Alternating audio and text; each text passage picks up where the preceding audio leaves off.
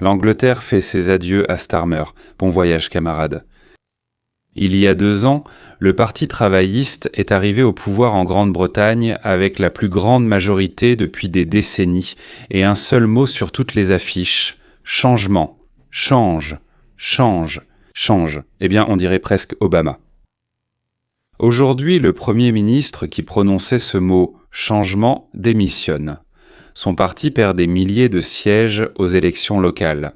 Et le pays qui a donné naissance à l'idée du libre marché et de la démocratie parlementaire, à la suite de son gouvernement, emprisonne des gens pour des publications sur Internet. Comment tout cela a-t-il pu se produire en 24 mois ? Et pourquoi est-ce que je pense que la Grande-Bretagne, tout comme l'Amérique latine d'ailleurs, est aujourd'hui à l'aube de son propre réveil ? Eh bien, commençons par les faits. Par quoi tout cela a-t-il commencé, en fait ? L'année 2024.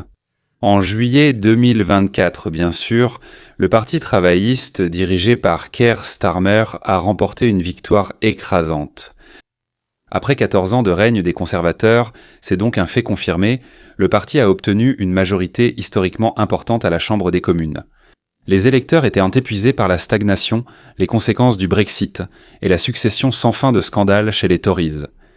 Les travaillistes ont promis des choses simples, le changement. Le changement. Tout sera différent. Voilà tout.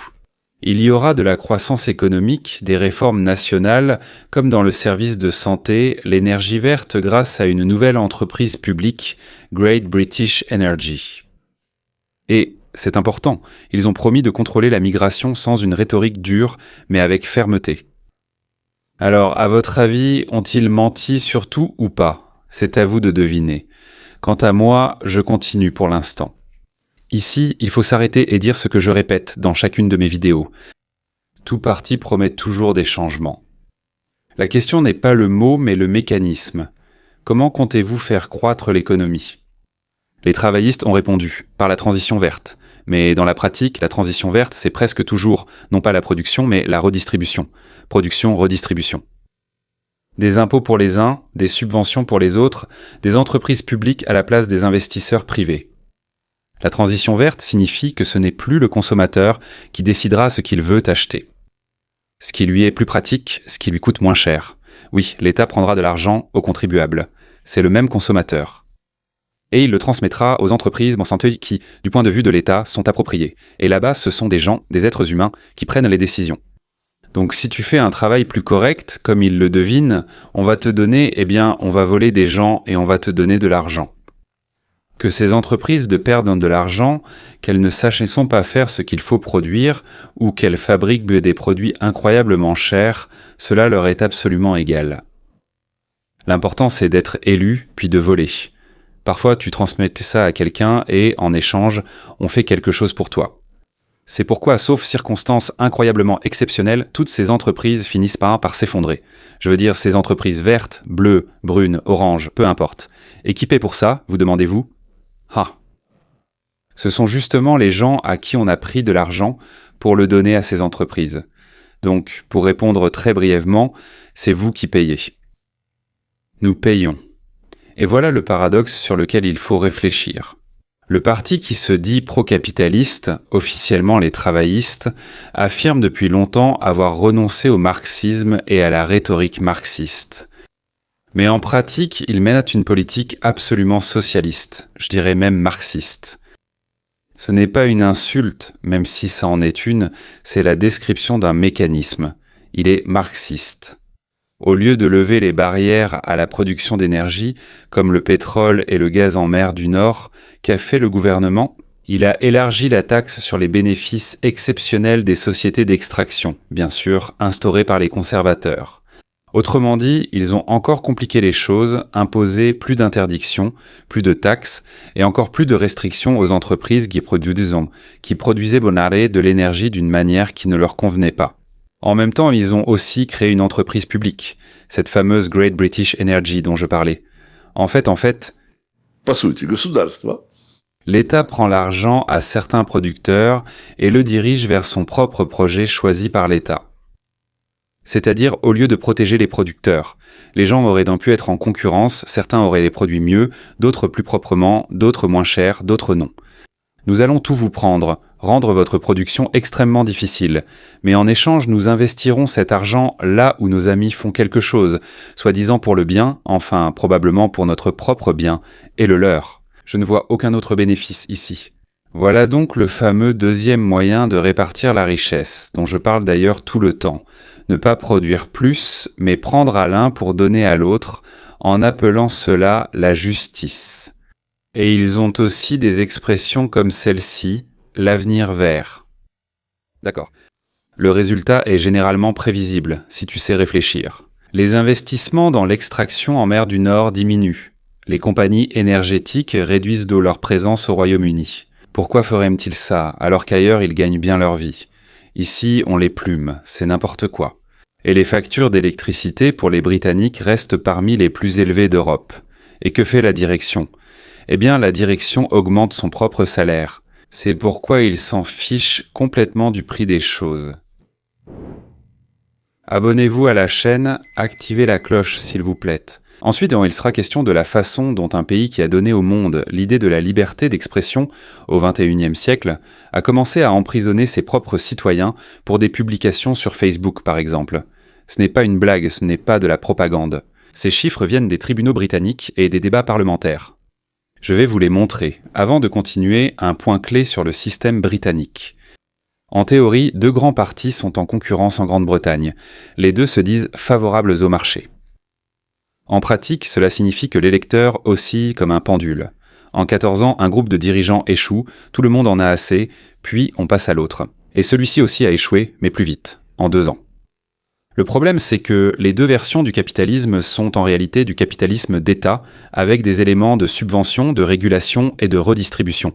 Et vous savez comment on appelle ça dans la vie courante? Dans la vie courante, on appelle ça le fascisme. C'est juste avec d'autres accents, non? Un véritable choix basé sur un état minimal et une liberté maximale du producteur n'a tout simplement pas existé pendant de nombreuses années dans ce système bipartite. On vous trompe. Cela s'appelle un faux choix. Tu veux qu'on te coupe la main gauche ou la jambe droite? Décide-toi vite. Mais je ne veux pas... Non, tu dois choisir entre la main gauche et la jambe droite. C'est justement pour cela que, lorsque les 2 partis traditionnels déçoivent et qu'un 3e parti vient combler ce vide, comme l'a fait Reform UK en Grande-Bretagne, cela se produit. C'est-à-dire réformons le Royaume-Uni. Qui, eh bien, est en grande partie construit sur le modèle de MAGA. Passons maintenant à la migration.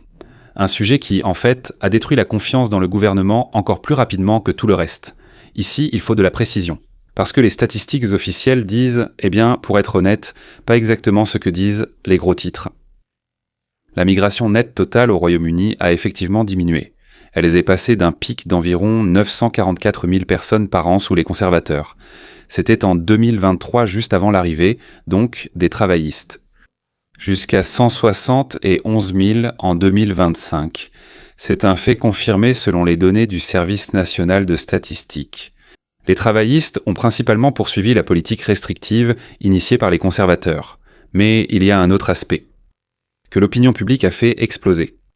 Le nombre de traversées de la Manche en bateau après l'arrivée des travaillistes, en moyenne, est resté supérieur de 13% par rapport au moment où ils ont pris les affaires en main.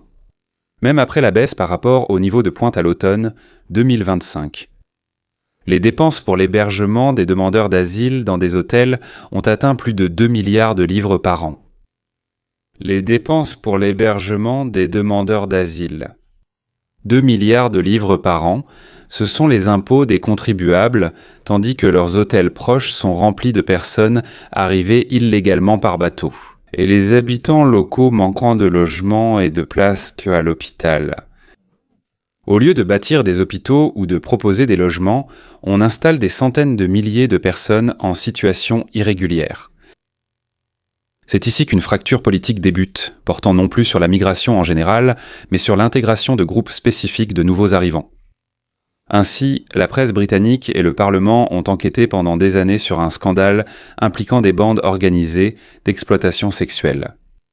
Il s'agit d'abus sexuels sur des filles mineures. Ils appelaient en cela des grooming gangs, Le grooming, c'est en quelque sorte élever ou préparer, ils élevaient des filles pour eux-mêmes. Des enquêtes indépendantes ont révélé que les autorités locales et la police ont gardé le silence sur ces crimes pendant des années, par peur d'être accusés de racisme. Donc on peut violer nos femmes, nos filles, mais il ne faut pas en parler, sinon on te traitera de raciste. Parce qu'une part importante des condamnés appartenait à certaines communautés immigrées bien précises.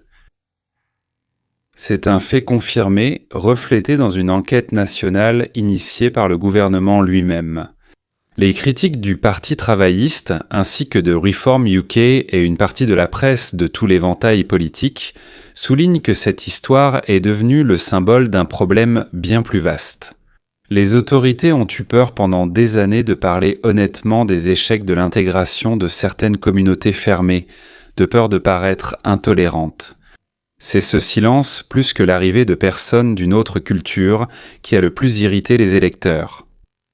La sensation que l'État protège non pas les citoyens, mais uniquement sa propre réputation. Et voici ce que je veux dire précisément à vous, ceux qui ont émigré de l'ex-Union soviétique. Nous savons ce que c'est quand l'État décide qu'il est gênant de dire la vérité et préfère le silence ou le mensonge au nom de la stabilité ou de l'unité. Nous avons vu cela en Union soviétique, à propos des conflits nationaux, de la pénurie, des catastrophes. La Grande-Bretagne traverse maintenant sa propre version de cette leçon.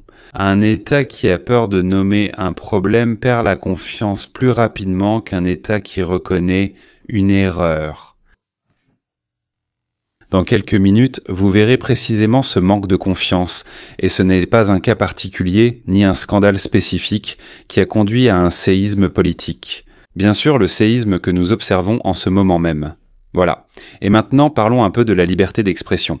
De l'origine du parlementarisme aux arrestations pour des opinions exprimées sur les réseaux sociaux. Une section centrale est essentielle dans cette vidéo, sinon on ne peut comprendre ce qui est arrivé à la société britannique. Le pays qui a donné au monde la Déclaration des droits et l'idée même de la démocratie parlementaire a instauré ces dernières années l'un des régimes de contrôle de l'anonymat en ligne les plus stricts dans un monde fracturé. Selon une enquête du journal The Times, basée sur des demandes en vertu de la loi sur la liberté d'information, plus de 12 000 arrestations sont effectuées chaque année en Grande-Bretagne. 12 000 arrestations par an, ça fait plus de 30 par jour. Pour des articles concernant des messages grossièrement offensants sur Internet, sur la base des lois de 1988 et de 2003. C'est un fait confirmé. Publié en avril 1925, confirmé lors des débats à la Chambre des Lords.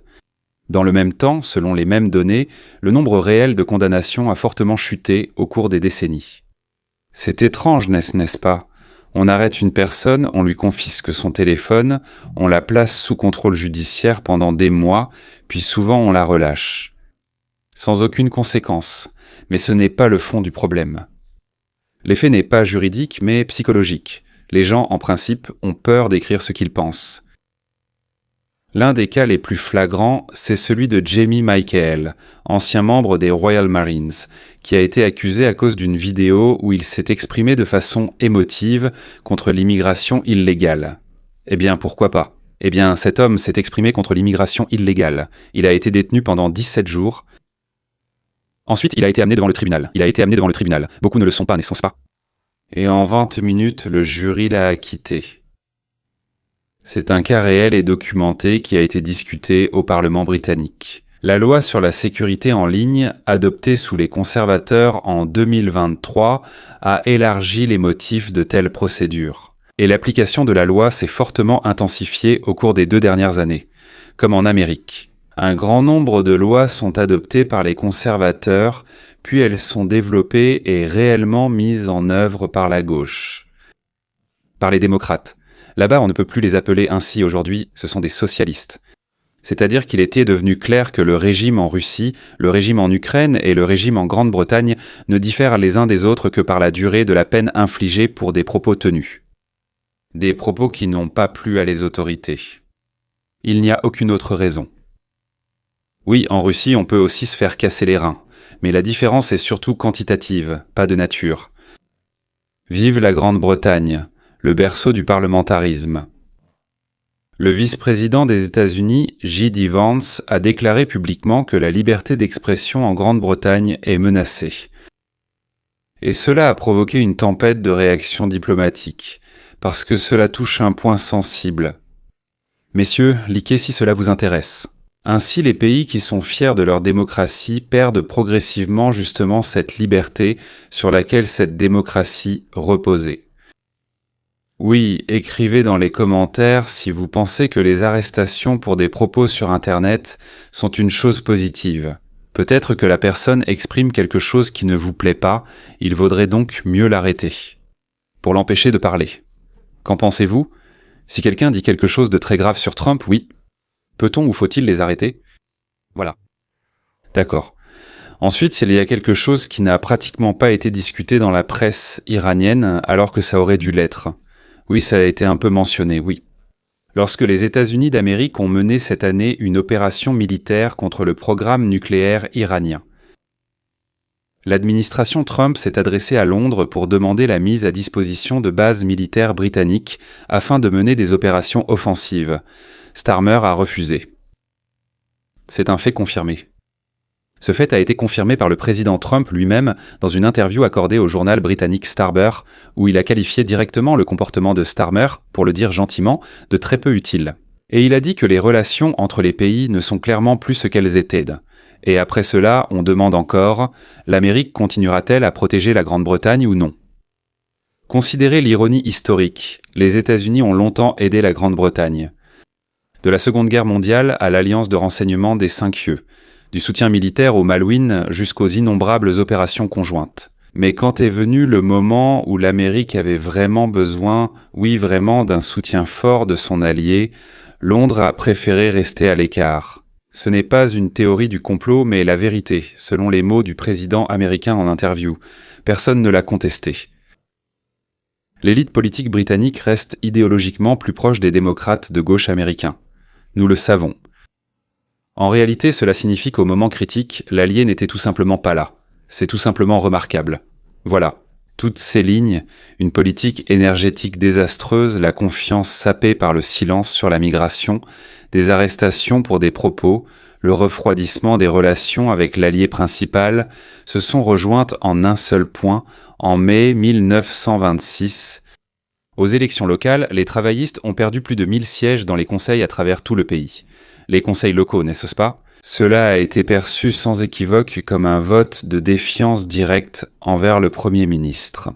Le parti Reform UK, une nouvelle force populiste anti-immigration, a fait irruption sur la scène politique avec un résultat d'une telle ampleur que personne n'attendait. On pensait qu'il réussirait, mais ce résultat a surpris tout le monde. Puis tout est allé très vite. Les ministres ont commencé à quitter le gouvernement, y compris 2 hauts responsables de la défense. Ils ont accusé Starmer de sous-financer le programme de défense. Le moment décisif a été la victoire d'Andy Burnham, l'ancien maire du Grand Manchester, lors des élections partielles au Parlement. C'était le 18 juin 1926. Il s'est simplement présenté aux élections pour défier le leadership de Starmer. 4 jours plus tard, le 22 juin, Starmer a annoncé sa démission. J'ai entendu la réponse de mon groupe parlementaire, a-t-il déclaré, reconnaissant qu'il avait perdu le soutien de son propre parti. C'est un fait confirmé aujourd'hui. Il vaut la peine d'examiner séparément comment Starmer a expliqué sa décision, parce que beaucoup de choses indiquent s'il comprend ce qui s'est passé ou non. Et il me semble que non. Il a commencé par rappeler qu'il y a 2 ans, lorsqu'il a marché pour la première fois dans cette rue vers la porte de Downing Street, c'était le moment le plus fier de sa vie. Eh bien, naturellement. Selon lui, une page de l'histoire a été tournée après de nombreuses années de déception. Ensuite, il a dit presque littéralement que chaque décision qu'il a prise visait à placer le pays qu'il aime en premier. Et c'est précisément pour cette raison qu'il démissionne. Je me demande alors pourquoi il se moquait autant de ce que Trump disait, que l'Amérique passe avant tout, que l'Amérique est sa priorité. S'il faisait lui-même tout pour mettre son propre pays en premier. D'accord. Il a accepté la décision de son groupe parlementaire, selon ses propres mots, avec dignité. C'est-à-dire qu'il a présenté son départ non pas comme un aveu d'échec, mais comme un geste noble d'une personne qui, n'a tout simplement pas été comprise. Encore 2 ou 3 jours, encore 6 mois, et tout aurait changé. Mais il n'a pas été compris. Et voici ce qui est particulièrement révélateur. En partant, il a déclaré que son successeur recevrait une Grande-Bretagne bien plus forte et plus juste que celle qu'il avait prise en main il y a 2 ans. Mieux préparé aux défis à venir. Messieurs, prenez tout ce dont nous avons parlé dans cette vidéo. La crise énergétique, des milliards de livres dépensés pour des hôtels destinés à l'immigration illégale. 30 arrestations par jour pour des publications sur Internet, des relations détériorées avec ton principal allié qui t'a déjà protégé et continue de le faire. Et comparez cela avec la phrase « plus fort et plus juste ». Eh bien pour vous, ça va ensemble au moins un peu ? Soit la personne ment consciemment. Eh bien devant la caméra, au moment de sa propre démission, ou alors, et il me semble que c'est plus proche de la vérité, il ne voit sincèrement aucun lien entre sa politique et ce qu'est devenu le pays. En réalité, on ne peut pas dire que l'un découle de l'autre. Et au moment où sa voix a vraiment tremblé et que les larmes lui sont montées aux yeux, d'ailleurs, ce n'était pas quand il parlait de la politique énergétique ratée ou du moment où il évoquait la crise migratoire. Non, et même pas à propos de l'Amérique. Oui. Sa voix s'est brisée quand il a parlé de sa femme Victoria, la qualifiant de rock. Peut-être qu'elle est vraiment un rock. Donc, les bons et les mauvais moments. Et à propos de ses enfants, qu'il a appelés sa fierté et sa joie. Eh bien, je vais te dire honnêtement, pour tout le monde, les enfants sont probablement une fierté et une joie. Enfin, pour presque tout le monde, oui. Après ces mots, il s'est approché de sa femme, l'a serrée devant les caméras, et une larme virile a coulé. Et voici mon observation personnelle, que je trouve important. L'homme ne pleurait pas pour le pays. Pas pour ceux dont sa politique a brisé la vie. Des vies ont été brisées. 250 000 filles, pas toutes sous son mandat, mais certaines ont été violées sous sa responsabilité. Il n'a rien fait, c'est tout. Comme procureur général, il cachait les affaires et n'agissait pas. N'est-ce pas ? D'accord, ce n'est pas de ça qu'il s'agit. Très humainement, je ne vais pas le condamner pour l'amour qu'il porte à sa femme et à ses enfants. Mais en même temps, j'ai l'impression que Starmer ne comprend sincèrement pas ce qu'il a fait à son pays. Combien de mal sa politique a-t-elle causé après le règne déjà destructeur des conservateurs avant lui ? Comme on dit, ce n'est pas lui qui a commencé, mais il n'a pas arrêté. Il a continué. Il l'a développé et accéléré. Il semble plutôt que, dans sa propre tête, cela ressemble à une injustice. Comme si quelqu'un avait organisé quelque chose contre lui au sein de son propre parti. Et non comme le résultat logique de ses propres décisions. Il ne comprend pas du tout, il ne réalise pas que lorsqu'il fait quelque chose et prend des décisions, cela a ensuite certaines conséquences. Un homme qui croit sincèrement qu'il laisse le pays plus fort et plus juste. Plus fort et plus juste. Il s'est opposé à Donald Trump et à l'Amérique, et pour plus de justice, il emprisonne 30 personnes par jour. 30 personnes par jour simplement parce qu'elles agissent sur Internet, c'est soit un homme qui se ment, soit un homme qui n'a pas conscience des conséquences de ses actes. Malheureusement, ce type de politicien, courant et dangereux, détient souvent le pouvoir. Étrangement, c'est ce que va entendre Keir Starmer, qui n'est généralement pas très brillant. Ce qui pose la question suivante.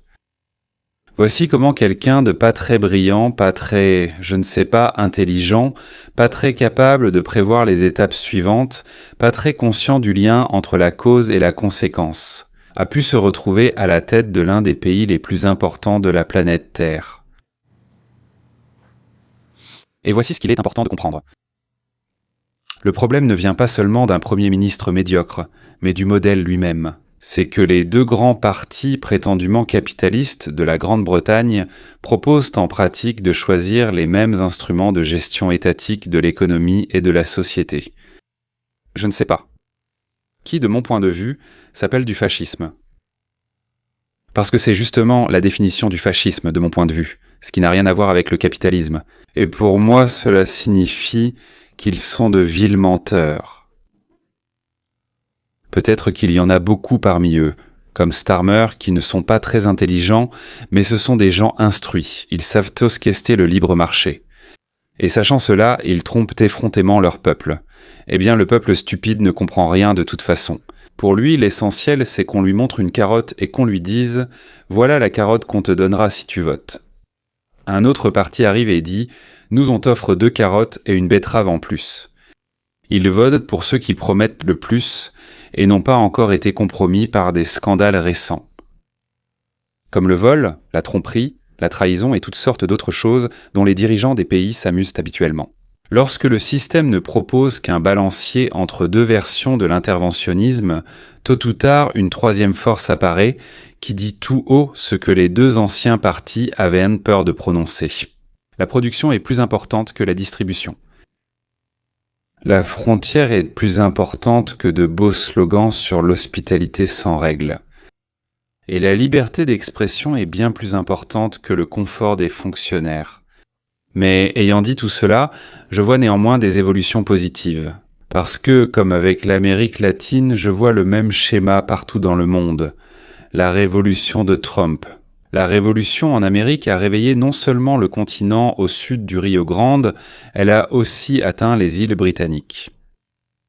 Reform UK, malgré toutes ses lacunes et ses défauts, reste pour l'instant un parti de protestation, et non un parti idéologique pleinement formé. C'est le premier véritable signal sérieux que l'électeur britannique en a assez d'un État qui confond production et redistribution.